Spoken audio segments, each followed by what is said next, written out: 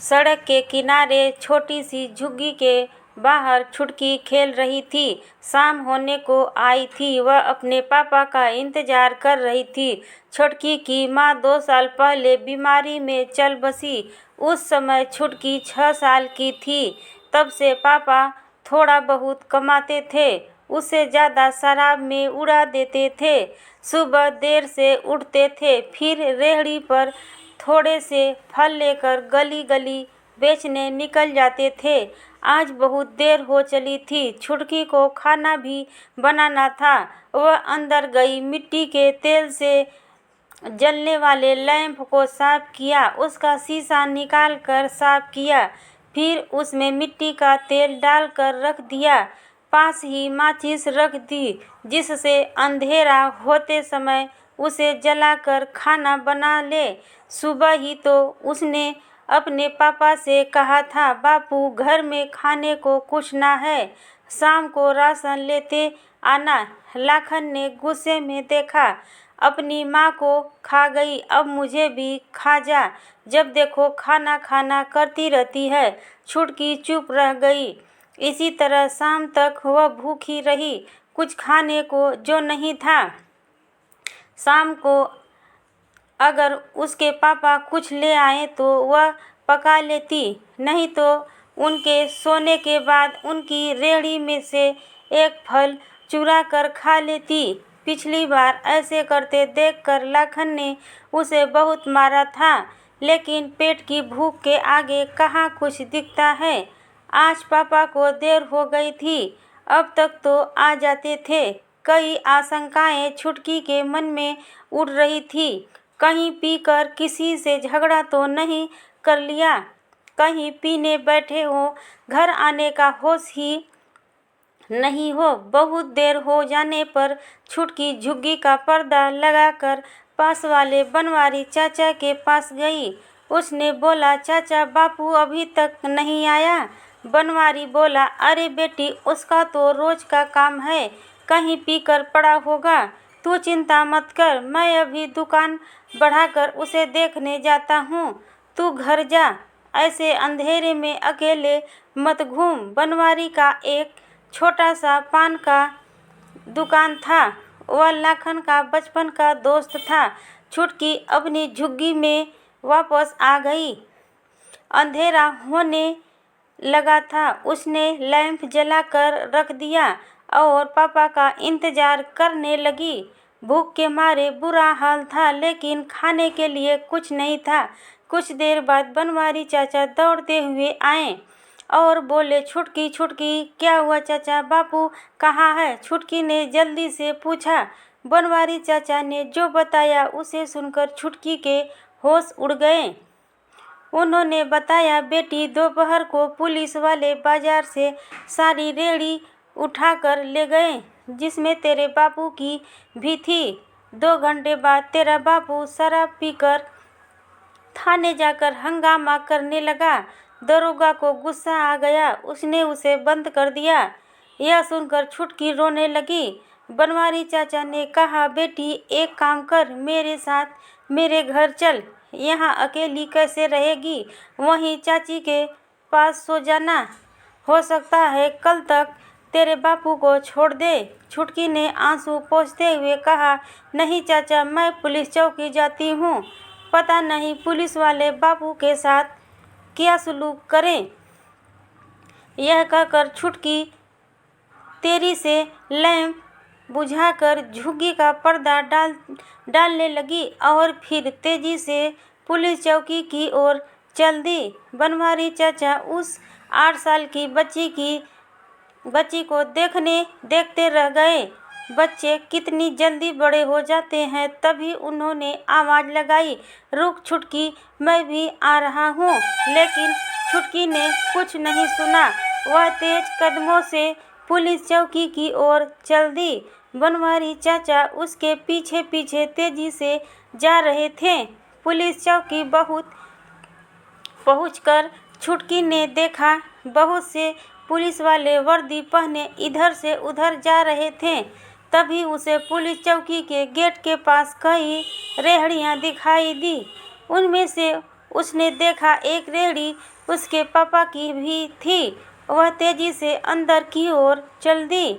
चौकी के गेट के पास जाकर उसने देखा सामने कुर्सी पर एक रोबिता थानेदार बैठा कुछ काम कर रहा था। उसे देखकर छुटकी डर गई। वह वहीं खड़ी रही। उसकी हिम्मत अंदर जाने की नहीं हो रही थी। तभी पीछे से बनवारी चाचा आ गए। वो उसके पास ही खड़े हो गए। वहीं से उन्होंने कहा, साहब, ये लड़की बहुत गरीब है, इसकी माँ नहीं है, इसके बापू को छोड़ दीजिए। तभी एक हवलदार उनके पास आया और बोला, तू फिर आ गया? अभी थोड़ी देर पहले ही तो तुझे भगाया था। उस शराबी को छोड़ दे जिसे पूरा थाना सर पर उठा लिया था। भाग यहाँ से, नहीं तो तुझे भी अंदर कर दूंगा। बनवारी चाचा ने बेबस नजरों से छुटकी की ओर देखा और हवलदार के सामने हाथ जोड़कर पीछे हट गए। चौकी के गेट के बाहर खड़े होकर छुटकी का इंतजार करने लगे। थानेदार अपने काम में लगा था, जैसे उसने कुछ सुना ही नहीं। हवलदार का वहां से चला गया। छुटकी की आंखों से आंसू बह रहे थे। उसे लाखन कहीं नजर नहीं आ रहा था। वहीं ठिठक कर डर के मारे वहीं खड़ी रही। कुछ देर में थानेदार ने काम करते करते हवलदार से कहा, अरे जा चाय बोलकर आ। तभी उसकी नज़र छुटकी पर गई। वह चिल्लाया, अरे ये लड़की इतनी रात को यहाँ क्या कर रही है? कौन है ये? उसकी तेज आवाज़ सुनकर छुटकी और डर गई। हवलदार ने कहा, साहब, वो शराबी जिसे हमने अंदर किया है उसकी बेटी है। थानेदार ने इशारे से छुटकी को अंदर बुलाया। छुटकी डरते डरते अंदर गई। जा अपने घर वालों को भेज, कल सुबह इसकी जमानत करा कर ले जाएंगे। छुटकी ने डरते हुए बोला, साहब, हमारा कोई नहीं है, मेरी माँ मर गई, बस बापू और मैं ही हूँ। नहर वाली सड़क के किनारे झुग्गी में रहते हैं। थानेदार ने झुझलाते हुए कहा, अरे कोई तो होगा, किसी बड़े को लेकर आ, रात हो गई, घर जा। छुटकी बोली, साहब, मेरे बापू को छोड़ दो, उनके सिवा मेरा कोई नहीं है, कोई नहीं आएगा उन्हें छुड़वाने। लेकिन थानेदार को ये सब बातें समझ में कहाँ आने वाली थी। उसने अकड़ते हुए कहा, मैं सब जानता हूँ। ये ड्रामेबाजी खुद घर वाले छुप जाते हैं और छोटे बच्चों को भेज देते हैं। चल भाग, किसी बड़े को बुलाकर ला। छुटकी ने थानेदार के पैर पकड़ लिए। साहब, हम पर रहम करो, कोई नहीं है हमारा, मैं अकेले झुग्गी में कैसे रहूंगी? मुझे भी बापू के पास रहने दो या उन्हें छोड़ दो। थानेदार ने उसे बाजू से पकड़कर धकेल दिया। मजबूत बाजुओं के जोर से वह दूर जा गिरी। छुटकी वहीं पड़े पड़े रोने लगी। वह थोड़ा सा उठी तो देखा उसकी कोहनी पर खरोंच लग गई, जिसने खून की रेखाएं दिखने लगी थी। वहाँ, इंस्पेक्टर साहब, वह छोटी सी बच्ची पर बहुत जोर आजमाइश हो रही है। अनजानी आवाज़ सुनकर थानेदार ने देखा सामने निरुपमा जी, जो कि समाज सेविका हैं और एक एनजीओ चलाती हैं, खड़ी होकर ताली बजा रही थी। उन्हें देखकर थानेदार एकदम खड़ा हो गया। निरुपमा जी की पहुंच बहुत ऊपर तक थी। उन्होंने आगे बढ़कर छुटकी को उठाया, उसके कपड़े अपने हाथ से साफ किए, फिर उसके जख्म को देखा। उसके बाद उसके साथ आए 4-5 लोगों में से एक को उन्होंने छुटकी को संभालने के लिए वहां उसके पास निरुपमा जी थानेदार के सामने जाकर खड़ी हो गई। हाँ तो इंस्पेक्टर साहब, किस बात की सज़ा मिल रही है इस बच्ची को? थानेदार थोड़ा सा डगमगाया। कुछ नहीं मैडम, वो इसे बहुत देर से कह रहा हूँ घर जा और किसी बड़े को भेज, लेकिन यह मान ही नहीं रही। इसके पापा ने शराब पीकर हंगामा किया है, इसलिए उसे अंदर कर दिया। निरुपमा जी बोली, मैंने सब सुन लिया। बाहर इसके पड़ोसी बनवारी चाचा खड़े हैं, वो ही मुझे यहाँ लाए हैं। ये बेचारी सच बोल रही है, इसकी माँ नहीं है, केवल इसका बाप है। इसके बाप को तो आपने शराब के लिए अंदर कर दिया, लेकिन बाकी रेहड़ी वालों का क्या, जिनकी रेहड़ी आपने थाने में लाकर खड़ी कर दी है? थानेदार बोला, हमें ऊपर से आर्डर था रास्ता खाली कराना था। निरुपमा जी ने कहा, जब आपने हवलदार इन गरीबों से गवाही करते हैं तब भी ऊपर से आर्डर लेते हो। पहले आप लोग रेहड़ी लगाने देते हो, बाद में हटा देते हो। एक रेहड़ी से एक परिवार पलता है, जानते हैं आप। इस बच्ची के घर में आज चूल्हा नहीं जला। निरुपमा जी ने आगे कहा, चलिए दिखाइए क्या रिपोर्ट लिखी है इसके बाप के खिलाफ आपने। थानेदार गिड़गिड़ाते हुए बोला, नहीं मैडम, कोई केस नहीं बनाया, न ही कहीं रिपोर्ट लिखी है। वो तो बस ऐसे ही सबक सिखाने के लिए बंद कर दिया है। निरुपमा जी बोली, पाटिल जी, SHO साहब को फ़ोन लगाकर कहो यहाँ पहुँचे, मैंने बुलाया है। थानेदार बोला, मैडम उन्हें क्यों परेशान करती हैं, मैं अभी उसे छोड़ देता हूँ।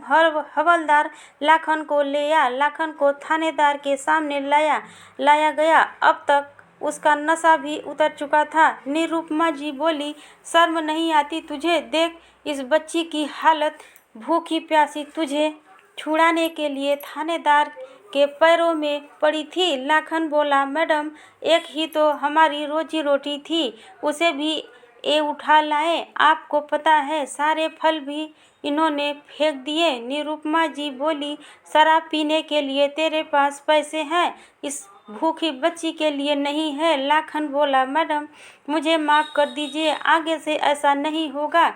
निरुपमा जी, हाँ तो इंस्पेक्टर साहब, इनका जो नुकसान हुआ है उसकी भरपाई कौन करेगा? थानेदार कोई जवाब न दे सका। निरुपमा जी ने कहा, सबका जब्त किया सामान वापस करो, लेकिन मैं आपको छोड़ूंगी नहीं, आगे आपको इसका जवाब देना होगा। यह कहकर वह छुटकी को लेकर थाने से बाहर आ गई। उन्होंने बाहर बेंच पर छुटकी को बिठा दिया, फिर अपने एक कार्यकर्ता को कुछ समझाया। निरुपमा जी छुटकी के बराबर बैठ गई। बेटा स्कूल जाते हो? छुटकी ने न में सर हिलाया। निरुपमा जी ने कहा, सुन लाखन, कल से छुटकी पढ़ने जाएगी, इसका सारा खर्चा हमारी संस्था उठाएगी। तुझे राशन दे रही हूँ और कुछ पैसे भी कल से ढंग से फल लाकर बेचना। मेरे कार्यकर्ता और मैं समय समय पर आते रहेंगे। तूने शराब पी तो तुझे अंदर करा दूंगी। तभी उनका कार्यकर्ता राशन और छुटकी के लिए खाना लाया। निरुपमा जी ने छुटकी को खाना खिलाया। उसके बाद लाखन और छुटकी राशन रेहड़ी पर रखकर अपनी झुग्गी की ओर चल दिए। बनवारी चाचा जो बाहर खड़े थे सब देख रहे थे, वो भी साथ में चल दिए। घर आकर लाखन ने कहा, बेटी मुझे माफ़ कर दे, आज के बाद कभी शराब नहीं पीऊँगा। तूने मेरे लिए बहुत कष्ट उठाया। छुटकी फूट फूट कर रोने लगी। उसका डर अब उसकी आंखों में बह रहा था। बनवारी चाचा बोले, इसे ढंग से पाल ले, लाखन बहुत हिम्मत वाली है।